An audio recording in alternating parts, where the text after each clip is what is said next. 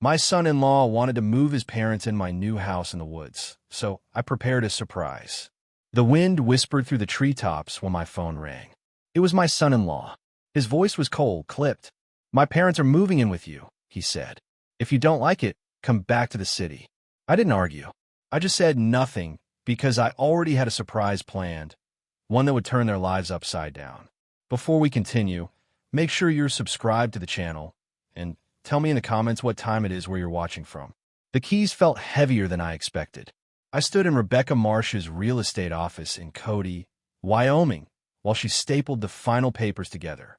Outside, the March wind chased tumbleweeds across the parking lot. "Congratulations, Mr. Nelson," she said with a smile that could light up a room. "You're officially a property owner in Park County." Maybe she was right. Maybe she had just handed me the world. That morning, $185,000 had left my account. 40 years of overtime shifts, skipped vacations, and packed lunches. 4 decades of hard work, compressed into a single check. Now, all that sacrifice had turned into 800 square feet of timber, peace, and solitude, 12 miles from the nearest town. "Thank you," I said, shaking her hand. My fingers didn't tremble this time. The drive west along Highway 14 felt like a slow exhale. Pavement turned to gravel, then to dirt. My phone signal dropped from 4 bars to 1, and then to none. I stopped at a small general store to grab the basics: coffee, bread, eggs, butter. Visiting, the clerk asked. "Living," I said. She nodded, like she understood something most people didn't. The final stretch climbed through dense pines, sunlight filtering through in faint golden shards. And then there was my cabin, a small cedar structure with a green metal roof and a stone chimney, standing proud in a quiet clearing. For elk grazed nearby, watching me with lazy curiosity before going back to their meal. I sat in the truck for a while, just watching them. No traffic, no noise, no deadlines. Just wind, earth, and the distant cry of a hawk. When I finally stepped inside, the air smelled like pine and old smoke, the scent of peace. The cabin was simple: one main room with a kitchenette, a tiny bedroom, and a narrow shower stall. But it was perfect. I unpacked slowly, like every item mattered. Tools on the pegboard, books arranged by subject, history, engineering, and 3 novels I've been meaning to read for years. The coffee maker went by the window, where sunlight would hit it every morning. By the time I finished, the sun had started to sink behind the mountains. I made a cup of coffee, too late in the day, but I didn't care, and took it to the porch. The rocking chair creaked beneath me. The elk had wandered deeper into the forest. The hawks circled high above. I called my daughter, Beulah. "Dad, are you there? Did you get it?" "Signed the papers this morning," I said. "I'm on the porch now, watching elk." "I'm so proud of you," she said softly. "You've earned this. 40 years of hard work. You deserve every moment of peace." Her voice warmed me more than the coffee ever could. She mentioned her husband, Cornelius, how work had been stressful, how peace felt like something distant. I heard the strain behind her laugh. "You okay?" I asked. "Oh, I'm fine. You know how it is," she said, brushing it off. We talked about her students, her garden, safe topics. When we hung up, I sat there watching the sun melt the sky into shades of orange and violet. My coffee had gone cold, but I drank it anyway. The next call came an hour later. "My parents lost their house," Cornelius said, skipping any greeting. His tone was the same one he used in business meetings. "They're moving in with you, just for a couple of months, until they find a place." I froze. "What?" "Cornelius, I just bought this place. It's barely. For a couple of months," he interrupted. "They need somewhere to stay. I spent my life savings on this place to be alone." "Then you should have stayed in Denver," he said flatly. "I'll text you their arrival time." The line went dead. I stared out at the empty clearing. The elk were gone. Smart animals. My knuckles whitened around the armrest of the chair before I forced myself to let go. Inside, I poured another coffee I didn't want and sat at the kitchen table. I took out an old engineering notepad and started writing, not emotional words, but plans, timelines, assessments. An hour ago, those keys had meant freedom. Now, they meant something entirely different. For 40 years, I'd been the reasonable one, the peacemaker, the man who swallowed every insult to keep everyone else comfortable. Not anymore. Dawn found me still at the table. Empty coffee cups surrounded my notes, now filled with lists, diagrams, and ideas rewritten over and over. I hadn't slept, but I didn't need to. My mind felt sharper than it had in years. I made fresh coffee, cleaned up, loaded the truck, and drove back toward Cody. The Yellowstone Ranger Station sat quietly against the mountain backdrop. Inside, displays showed wolf territories and elk migrations. A ranger looked up as I entered. Weathered face, steady eyes. "Can I help you?" "I just moved up from Denver," I said. "Bought a place off County Road 14. He smiled. "Beautiful area. Just be careful with food storage. Lots of bear activity this time of year." I paused. "What about wolves?" "I've heard wolves are back in the region," I said. The ranger nodded. "The reintroduction's been successful," he replied, walking over to a large map dotted with colored pins. "They're usually shy creatures, but their sense of smell is remarkable. They could detect food or prey from miles away." "You hunting?" he asked. "No," I said. "Just curious. I want to be prepared." "Smart," he said, handing me a pamphlet. "Keep your property clean. Don't leave anything outside that might attract them, unless you want visitors." I took notes in my small field notebook. Wind direction, packed territories, seasonal patterns. I thanked him, mentioning again that I just moved up from Denver and was still learning about mountain life. Every word was deliberate, casual, harmless, exactly what he'd expect from a cautious newcomer. Back in Cody, I stopped by an outdoor supply store, the kind with mounted deer heads on the walls and rows of camouflage gear. Between hunting equipment and security systems was a small camera section. "I'm looking for wildlife cameras," I told the clerk. "Want to monitor bear activity near my property." He showed me 2 models with motion sensors, night vision, and cell connectivity. "These will serve you well," he said. "Lots of folks around here. Keep an eye on their land." "Perfect," I said, and paid cash, $3.40. By Wednesday afternoon, I was back at the cabin. I installed both cameras carefully, one overlooking the driveway, the other angled toward the porch. I tested each sensor, adjusted for signal strength, refined their angles until the coverage was flawless. The engineer in me appreciated the process, precise, methodical, satisfying, hidden but efficient. When both cameras connected to my phone, I had 1 bar of service, barely enough, but it worked. The next morning, I drove back into town and stopped at a butcher shop. It was the kind of place that smelled of sawdust and raw meat. "Need 20 pounds of beef scraps," I said. "Organ meat, fat trimmings for dogs." The butcher nodded without a question. "You got it." $45 later, I left with 2 coolers full of meat wrapped in white paper. The smell was strong and metallic, blood, fat, decay. That afternoon, I stood behind my cabin, wind moving from west to east.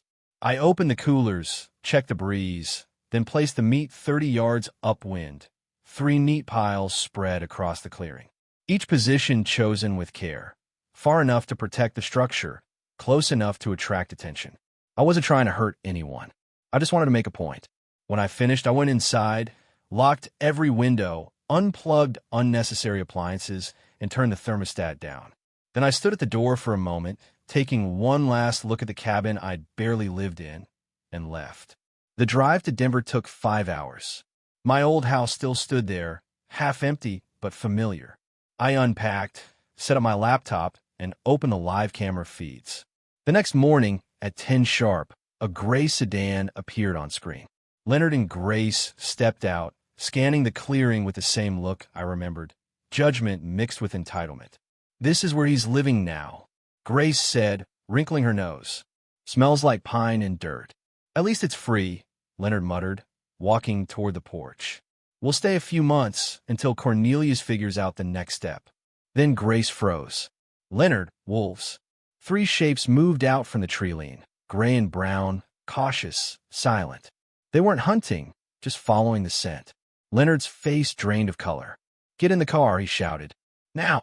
They stumbled, scrambled, slammed the doors, and reversed down the driveway in a spray of gravel. The wolves barely looked up, focused on the meat piles. I I watched from my Denver living room, took a slow sip of coffee, and closed the laptop.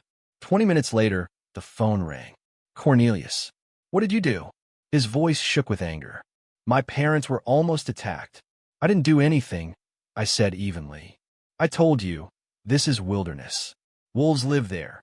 You baited them. Cornelius, I said calmly. That's their home. Maybe next time, you'll ask before moving people into mine. You're insane. You're wrong, I said quietly. This is just the beginning. I ended the call and reopened the footage. The wolves finished the meat, then disappeared back into the forest, free, untamed, exactly as they should be. Outside my window, the mountains stood silent and unbothered. Somewhere up there, my cabin waited. I thought I was defending something, but as I watched the video one last time, I realized I wasn't defending anymore. I was reclaiming. Difficulties? From whom? I asked. Cornelius called me.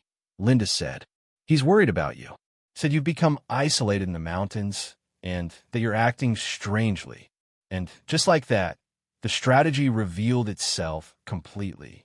Cornelius was building a narrative, quietly planting seeds with every relative he could reach. Linda, I'm fine, I said evenly. I retired to Wyoming. That's not strange. It's something I've planned for years. He said there was an incident with wild animals, she pressed, and that you refused to help his parents. I let out a small breath. That's an interesting version of events. But thank you for checking on me. I'm doing well. I ended the call and stared at the phone for a long moment. 20 minutes later, it rang again, this time a former colleague from Denver. The same tone, the same phrasing, the same concern. Cornelius had clearly been busy, spreading his story like wildfire. By 8:30, Beulah called. Her voice wasn't tearful this time. It was angry. You embarrassed them, she said sharply. In public. What were you thinking? I offered them a fair solution, I said calmly. They rejected it. A rental agreement? She snapped. Dad, their family, Cornelius's parents. And this, I said, keeping my voice steady, is my home. My retirement. My peace. I worked 40 years to earn it. She hesitated, then said coldly, Cornelius was right. You've changed. You become someone I don't even recognize. The words hit harder than I expected. I paused, forcing my voice to stay level. Maybe I have, I said quietly. Or maybe everyone else has, and I'm just finally noticing. The line went dead. She hung up. I sat there at the kitchen table, phone in hand, as darkness crept across the mountains. 3 calls in one evening, all carrying the same message. Ray Nelson is unstable. Ray Nelson is dangerous. Ray Nelson is losing his mind. The isolation I'd chosen was being twisted into evidence, proof of decline. Cornelius wasn't trying to take the cabin anymore. He was dismantling my credibility first, destroying the foundation before striking the walls. It was classic manipulation. Isolate the target, control the narrative, strike when they're defenseless. I opened my laptop and began typing. Subject: legal consultation, property and family concerns. To Mr. David Thornton, attorney at law. The email was deliberate, factual, concise, and emotionless. I explained my situation, family pressure regarding property ownership, possible future claims, and questions about asset protection. I included the essentials: my age, the property's value, a summary of recent events, and 3 direct questions about elder law and estate planning. When I hit send, the clock read 9:47 p.m. I poured myself 2 fingers of bourbon, no ice. I wasn't much of a drinker, but tonight felt like an exception. The porch was cold for April, but I sat outside anyway, watching the stars rise over the dark ridges. Somewhere down there, Cornelius was planning his next move, and I intended to be several steps ahead. Morning brought an email from David Thornton, time-stamped 7:15 a.m. He could meet Thursday afternoon at his office in Cody. His fee was $300 an hour. I confirmed immediately. The next 3 days were spent organizing my records. My engineering background became my greatest asset. Methodical, precise, unshakable. Every document labeled, dated, and cross-referenced. One folder held the property deed, another the purchase papers. I even created a family tree diagram, outlining relationships and motive chains. A separate section detailed phone conversations, transcripts written from my notes. I printed copies of the rental agreement Leonard had refused to sign. By Thursday morning, everything was neatly packed into a leather portfolio, evidence strong enough to support any case, as solid as any foundation I'd ever built. Then, on Wednesday evening, my phone rang again. Dad, Beulah's voice was soft this time, tired. I'm sorry I yelled after the coffee shop thing. I'm just exhausted.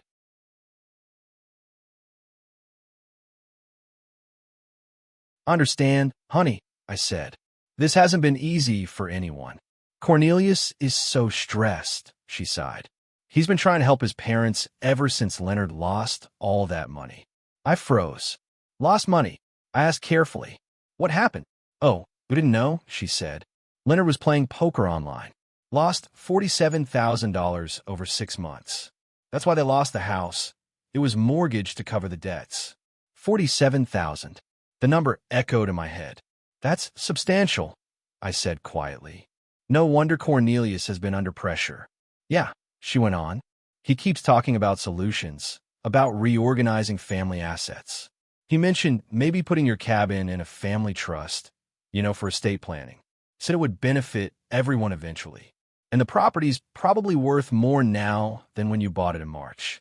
Each word clicked into place like pieces of a puzzle I hadn't known I was solving. A family trust, I repeated. That's an interesting idea. When did Cornelius bring this up? A few weeks ago, she said. He said it'd be good for tax purposes. When in the future. I see, I said evenly. I don't fully understand estate law either. That's why I've scheduled a meeting with an attorney this week, to make sure everything's done properly. An attorney? Her tone sharpened instantly. Dad, is that really necessary? At my age, I replied, with property worth this much, it's the responsible thing to do. After we hung up, I added 6 pages of notes to my documentation. Leonard's gambling. Cornelius's plan disguised as family estate planning. A timeline connecting desperation to deceit. By Thursday afternoon, I was driving to Cody. I parked across from Murphy's Hardware on Sheridan Avenue. Thornton's office was upstairs, clean signage, steady traffic, well-kept building. I sat in the truck for 5 minutes, watching the door, thinking about everything that had led to this point. Then I grabbed my portfolio, straightened my jacket, and went inside. David Thornton was in his early 50s, weathered by the Wyoming air, with the steady confidence of a man who'd worked on a ranch before life led him to law school.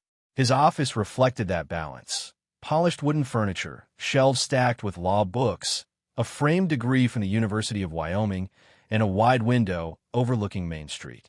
I laid out my documentation one piece at a time, property papers, the family diagram, the timeline, every bit of evidence I had. Thornton took notes as I spoke, occasionally asking for clarification. I had every answer ready. Mr. Nelson, he said finally, glancing up, this is the most organized intake I've seen in years. 40 years in construction engineering, I replied. Documentation prevents disputes. He smiled faintly. In this case, it's going to protect you. Here's my assessment. He leaned back in his chair, pen tapping lightly against the desk. Your son-in-law is laying the groundwork for a conservatorship, claiming you're unstable or unfit to manage your affairs. Those stories about your isolation, the rumors of erratic behavior, that's all part of the setup. Conservatorship, I repeated quietly. Essentially, taking away your legal rights, he explained. It's a tactic, not always successful, but can tie up your assets for months. The way to stop it is to prove, beyond doubt, that you're managing your affairs properly, which is exactly what we're doing right now. I nodded. What's the next step? A revocable living trust with an independent trustee, Thornton said. It'll cost about $2,400 in legal fees, but once it's done, you'll be untouchable. The trust will own the property, not you. That means your family can't pressure you or claim control. Do it, I said without hesitation. How soon? 2 weeks, he replied. I'll draft the documents. You'll review and sign. After that, you're protected. The meeting lasted about 90 minutes. When I stepped outside, the late afternoon sun felt warmer than it had in weeks. For the first time, I felt clarity. Instead of driving straight home, I stopped at the public library. I chose a computer station in the far corner, back to the wall, old habit, and opened Colorado's public property records. Years of engineering had made me familiar with such databases: permits, liens, mortgages, easements. I entered Beulah and Cornelius's address. Within minutes, the truth appeared. A home equity line of credit, $35,000, dated 8 months earlier. Single authorization signature, Cornelius. Cold washed through me. I printed the file, hand steady though my pulse wasn't. Then I drove home in silence. That evening, I called Thornton. "David," I said, "I found something. My daughter's house has a $35,000 helic she doesn't know about. Her husband took it out 8 months ago." He paused. "Colorado allows single-spouse helics under certain conditions. But hiding it from your spouse, that's serious. Has your daughter discovered it?" "No," I admitted quietly. "I'm not sure whether I should tell her." Thornton sighed. "That's a family decision, not a legal one. But this explains his behavior. He's likely trying to use your cabin to cover his debts." After hanging up, I spread everything across the kitchen table. Legal notes to the left, family communications in the center, financial evidence on the right. The connections became painfully clear. Leonard's $47,000 gambling loss led to Cornelius's $35,000 loan, which created the pressure to seize my cabin. Every thread traced back to desperation and deceit. I took out a yellow legal pad and began drawing lines between facts, circling key details. Could Thornton challenge the helic legality? Did Beulah have recourse? How could I protect her without driving her further away? My phone buzzed. A message from Thornton. "Trust documents ready Monday for review." I replied immediately. "I'll be there." Then at the bottom of my notes, I wrote one final line. "Cornelius is cornered, and cornered animals attack. Prepare for escalation." 3 weeks later, on a calm Monday morning in early June, I drove to Thornton's office for the trust signing. The leather portfolio on the passenger seat held every record: financial statements, appraisals, retirement documents, all labeled, all ready. Thornton's assistant had the paperwork laid out on the conference table. 43 pages, each marked with yellow tabs. I read every word while Thornton quietly handled emails, giving me time to absorb it all. The trust listed him as the independent trustee. Total assets, $290,000, everything I'd built in 40 years. Page 17 caught my eye, the critical clause. Beulah would inherit only if she divorced Cornelius, or if he signed a legal waiver of claim to the property. Thornton joined me at the table. "You understand this might cause family conflict," he said gently. "The conflict already exists," I replied. "This just ensures she's protected from being exploited through my property. If Cornelius finds out," Thornton warned, "he'll likely react aggressively." "Let him," I said evenly. "Everything here is legal. He has no grounds for challenge." Thornton gave me a knowing look. "Legal grounds and family drama are two different things. Are you ready for what comes next?" I closed the folder. "I've been ready for a long time. I've been preparing since March," I said calmly. "That's why we're sitting here." Thornton gave a faint, approving smile. "Fair enough. Let's execute the documents." My signature was steady on every page. His assistant, efficient, professional, notarized each form with a firm stamp. The sound was satisfying. It felt final, structural. Legal integrity, sealed, and complete. I wrote a check for $2,400 and left with the signed copies in a sealed envelope. That week, I moved methodically through my financial institutions, one by one. Each call followed a pattern: polite, calm, deliberate. "Mr. Nelson," one administrator said, "you're removing your daughter as beneficiary?" "No," I replied. "I'm designating my revocable living trust as the primary beneficiary. My daughter will inherit through the trust." "May I ask why you're making this change?" "Asset protection and estate planning," I said evenly. "I have concerns about third-party claims." "Understood. We'll process this within 5 business days. I'd like written confirmation, please. And note in my file that this change was made voluntarily with legal counsel. I'm documenting my competency for all financial decisions." A short pause. "That's Unusual, but yes, I'll add the notation. By Friday, every account, asset, and record I owned was securely under the trust. I kept a checklist on the kitchen table, drawing a line through each completed task with quiet satisfaction. 2 weeks later, Beulah called. Her voice sounded small, strained. Dad, Cornelius has been acting really weird lately. He keeps asking about your finances, whether you've updated your will. I set down my coffee carefully. I've done some estate planning, I said. That's just being responsible. I know, she said softly. But he got angry when I mentioned your trust. He said it was a betrayal. Why would my estate planning betray him? It's not his inheritance. She hesitated. Did I do something wrong? I just mentioned it in passing. I didn't think it was a secret. No, I said gently. Not a secret, just private. What exactly did he say? He said you're being manipulated by lawyers, that you're cutting the family out. Dad, why does he care so much? I exhaled slowly. That's a very good question, honey. One you might want to ask him directly. When we hung up, I called Thornton immediately. Cornelius knows about the trust, I said. His reply came fast. Then it's time to schedule a medical evaluation. The sooner, the better. The next day, I was repairing the porch railing when I heard tires crunching on gravel. Cornelius's car came speeding up the driveway, throwing dust and stones. He slammed the door, didn't bother to close it properly, and charged toward me. I set my tools down calmly, picked up my phone, and started recording. Standing at the top of the porch steps, 6 feet above him, I had the high ground. I held the phone at chest height, the lens clearly pointed at him. Cornelius, I said evenly, you're on my property, uninvited. I'm recording this conversation.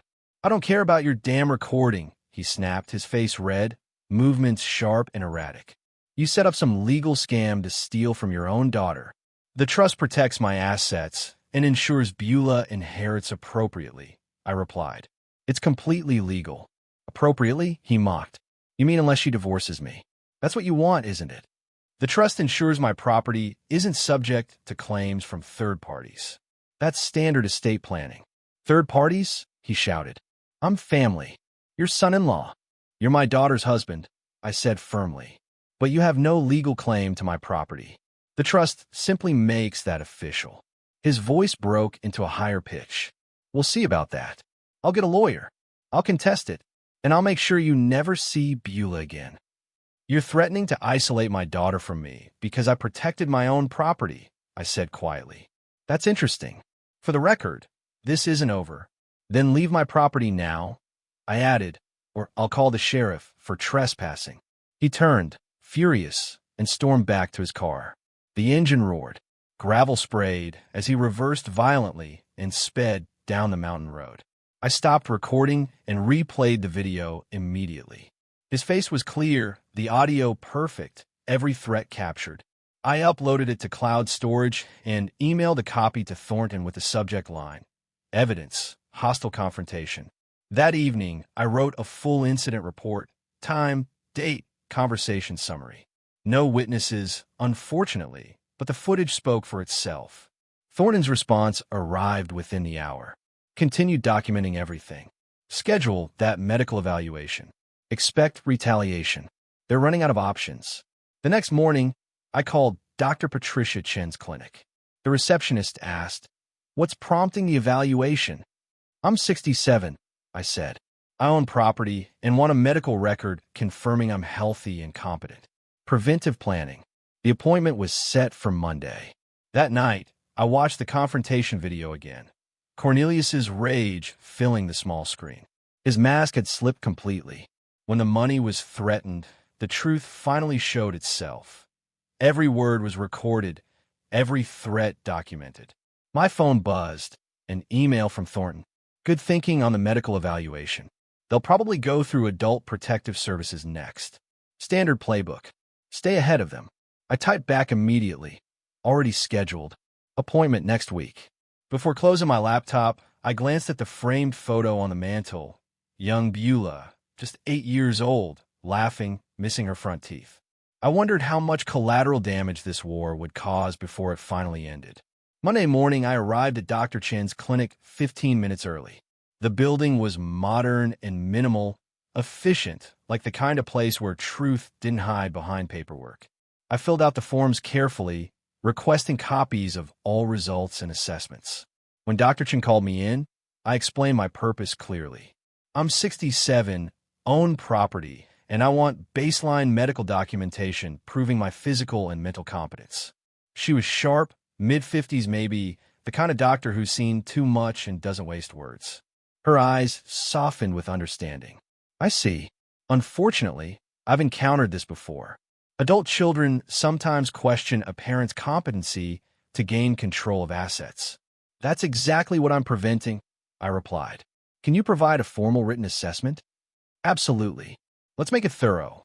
The evaluation lasted about 90 minutes. Blood pressure, reflexes, blood work, and then the cognitive tests.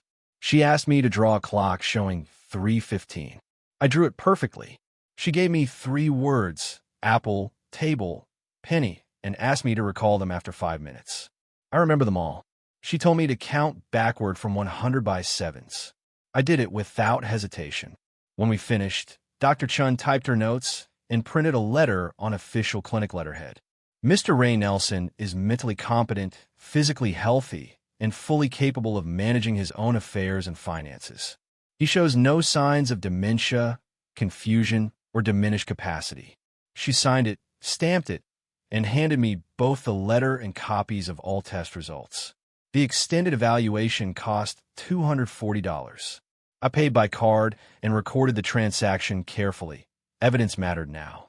2 days later, I was organizing tools in my workshop when a sedan pulled up. A woman in her 40s stepped out, professional, composed, carrying a tablet and a government folder. Mr. Nelson, I'm Margaret Willows from Adult Protective Services. I'm here regarding a complaint about your welfare. The anger rose instantly, but I kept my expression calm. A complaint by whom? I can't disclose that during the initial assessment. May I come inside? Of course, I said evenly. Would you like some coffee? No, thank you. This is just a standard welfare check. I held the door open. Transparency was my armor. I should tell you up front, I said.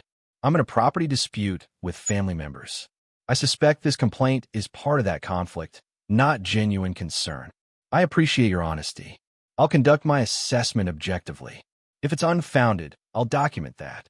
Margaret moved through my cabin, noting everything on her tablet. Clean kitchen, paid bills, stocked fridge, tidy rooms, no hazards, no signs of confusion. Do you have any difficulty with daily tasks? Cooking, cleaning, paying bills? None. I've lived alone since retiring. I manage everything myself. The complaint mentioned concerns about your mental state. Have you had memory problems or confusion? I retrieved Dr. Chen's folder and handed it over. I completed a full medical evaluation 2 days ago for that very reason. She read it carefully. This is very detailed and recent. Most people don't think to get documentation beforehand. I anticipated false allegations, I replied. I like to stay prepared. Strategic thinking, she said with a small nod. 40 years as an engineer, I added. Planning ahead is second nature. I also provided my recent bank statements and trust documents, proof of financial stability and legal foresight. Margaret's tone stayed neutral, but I could tell she recognized the situation. Family greed disguised as concern. 3 days later, Thornton obtained the official complaint through legal channels. I sat at my kitchen table, reading it slowly, then again and again. Cornelius and Leonard had both signed as co-complainants. The accusations were detailed and completely false. Claim, I'd threatened them with weapons. False. I've never owned a firearm. Claim, I was paranoid, installing cameras everywhere. The cameras existed because of real threats. Claim, I refuse medical care. I just completed a full evaluation. Claim, I made irrational financial decisions. My trust was carefully planned, not reckless. Grace had even added her statement, twisting the Wolf incident from March into supposed evidence of instability.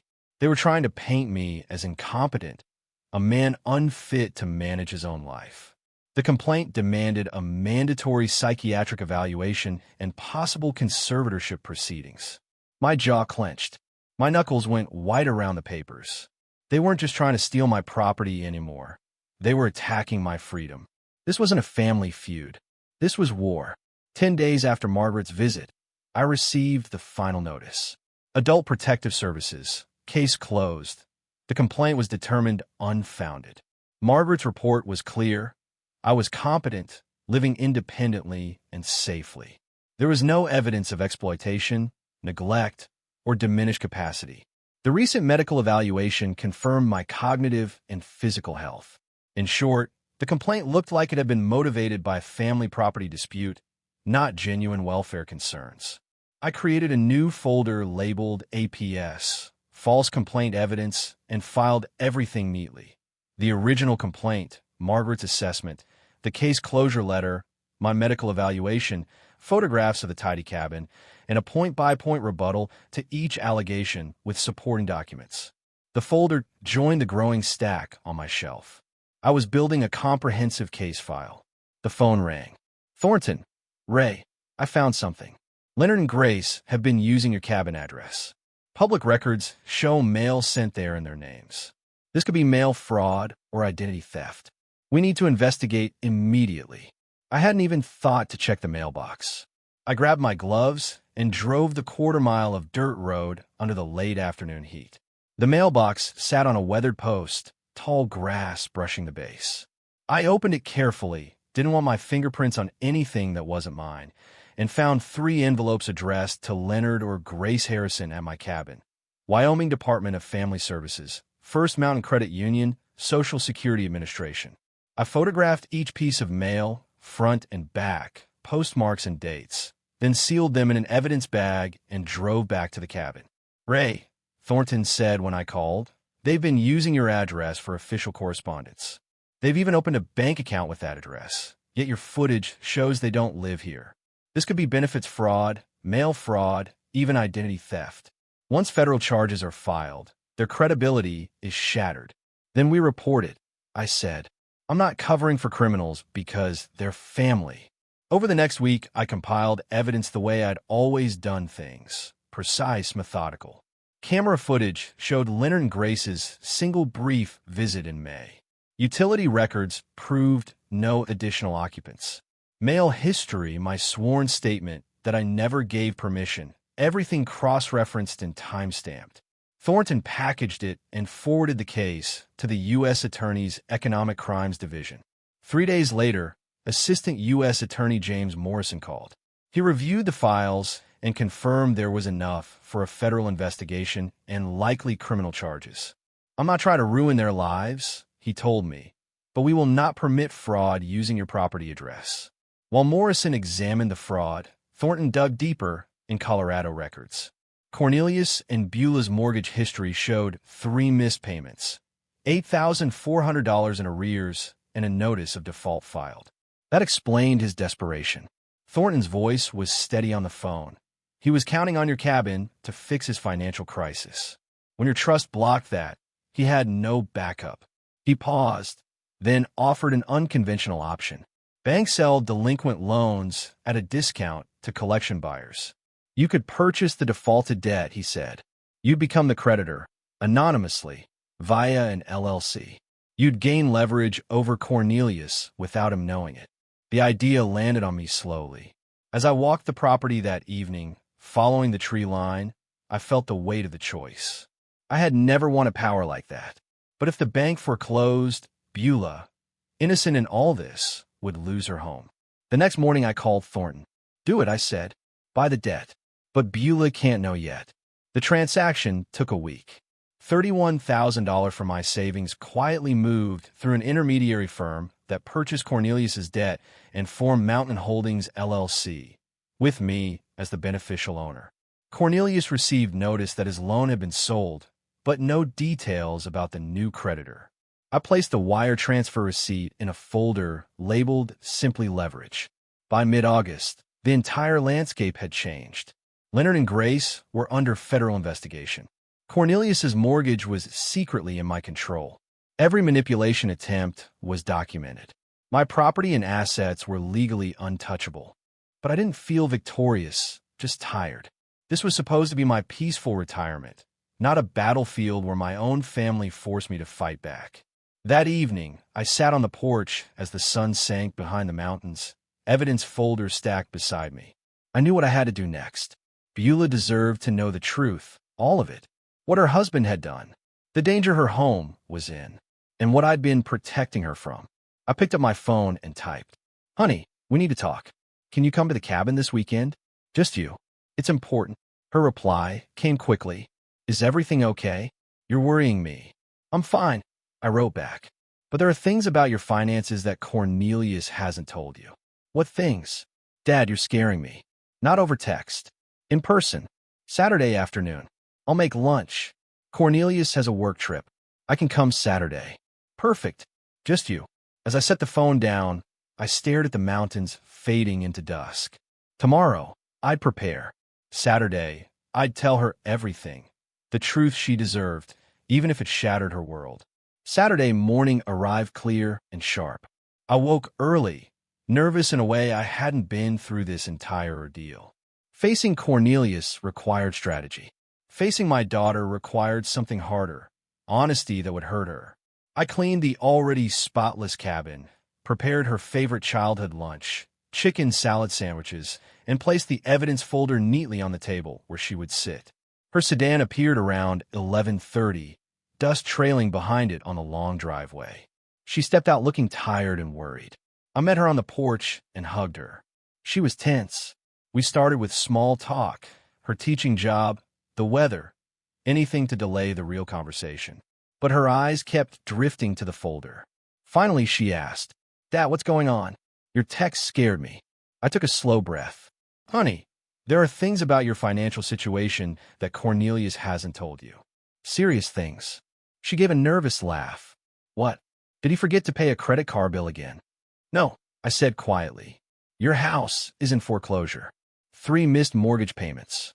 The bank was about to take your home." Her face went pale. "That's impossible. We pay the mortgage. Cornelius handles it online every month." "That's what he told you," I said, sliding the notice of default across the table. "Here's the truth." She read it slowly, her hands shaking. "This says the loan was sold to Mountain Holdings, LLC. "Who's that?" "That's me," I said. "Technically, a company I own through my attorney. I bought your debt from the bank." Her expression froze. Confusion, disbelief. "You bought our mortgage? Why would you even— what does that mean?" "It means that instead of the bank foreclosing, I now control the debt. You and Cornelius owe me, not the bank." She stood abruptly, anger and panic blending together. "This is insane. Why didn't you just tell me the mortgage was behind? Would you have believed me?" I asked softly. "Or would Cornelius have explained it away like he always does?" She didn't answer. I continued. "I needed leverage to protect you. And there's more you need to see." I slid another document forward. 8 months ago, Cornelius took out a home equity line of credit, $35,000, against your house. "That's not true," she said. "We'd both have to sign for that." I handed her the papers. In Colorado, one spouse can secure a HELOC under certain circumstances. "Here's his signature. Where's yours?" Her voice trembled. "I never signed this. I've never even seen it." $35,000. Where did it go? "My guess," I said quietly. "Leonard's gambling debts. Remember when you told me he lost $47,000 in online poker? Cornelius tried to cover it using your home as collateral. When that failed, and I blocked his access to my property, he stopped paying the mortgage altogether. We paused to eat, though neither of us tasted the food. Then, one by one, I showed her everything. The video of Cornelius's threatening confrontation on my porch. The false APS complaint accusing me of incompetence. The federal investigation into Leonard and Grace's mail fraud. Each piece of evidence was dated, explained, and undeniable. At first, she defended him. Then came confusion. And finally, heartbreak. When she read the APS complaint, realizing her husband tried to have me declared mentally unfit, she broke. Not gentle tears, but deep, shaking sobs. I didn't speak. I just sat beside her and let her cry. When she finally found her voice, it came out raw. "How long have you known?" "Pieces since May," I said. "Everything since July.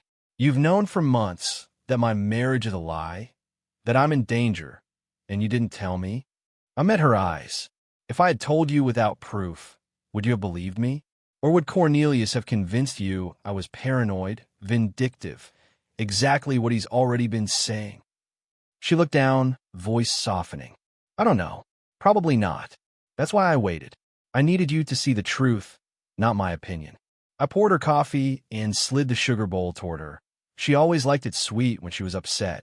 When she calmed, I finally told her what came next. You have a decision to make, and soon. What decision? Stay with Cornelius, or leave him. I will make that choice for you. But you have until the end of August, about a week. Because when Leonard and Grace are arrested for fraud, it all becomes public. Cornelius will be questioned, and your marriage will be part of the story. Everyone will know. She buried her face in her hands. It's too much, Dad. I can't think.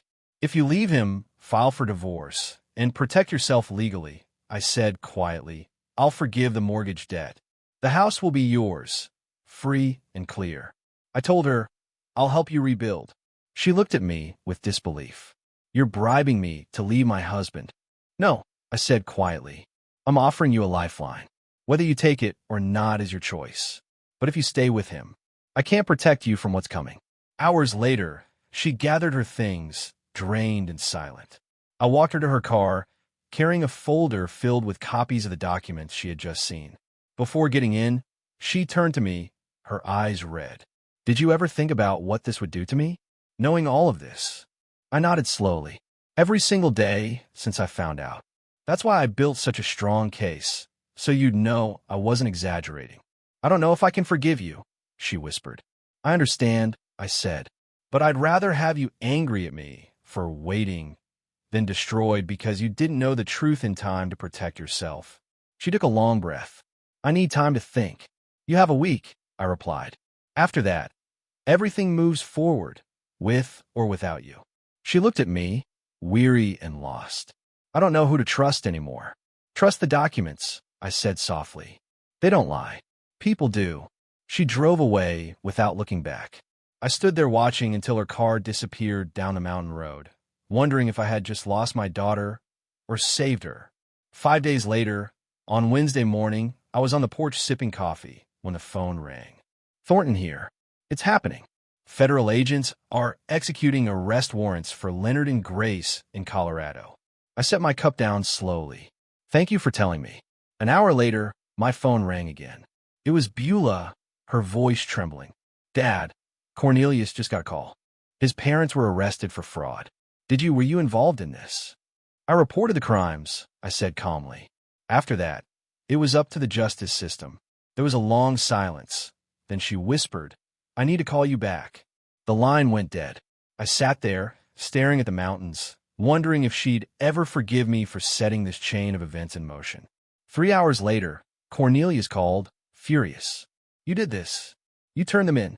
You destroyed my family. I let him rage until his voice cracked. Your parents committed federal crimes using my property, I said evenly. I reported it. That's what law-abiding citizens do. I'll tell everyone what you did, that you're vindictive and cruel. Go ahead, I said. I have documentation of every crime.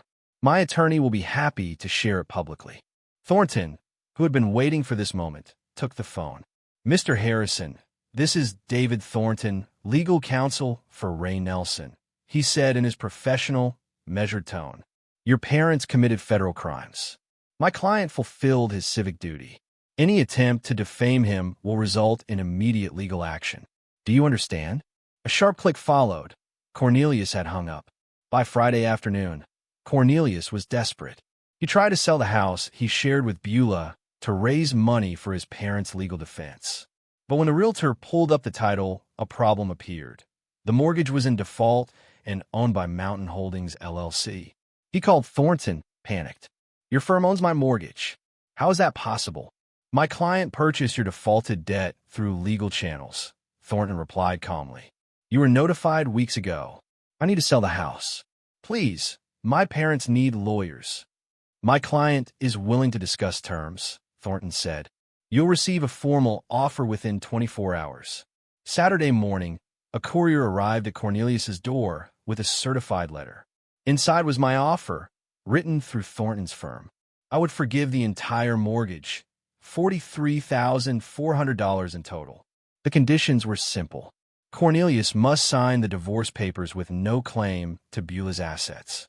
He must waive all rights to my property, estate, or holdings. He must sign a sworn statement admitting he had no legal right to use my cabin or involve me in his financial schemes. He had 72 hours to comply, or I would foreclose immediately. That same day, Cornelius called Beulah, pleading with her to fight it together.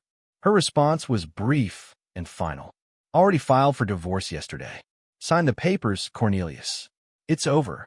Monday morning, Cornelius walked into Thornton's office, unshaven, hollow-eyed, hands trembling.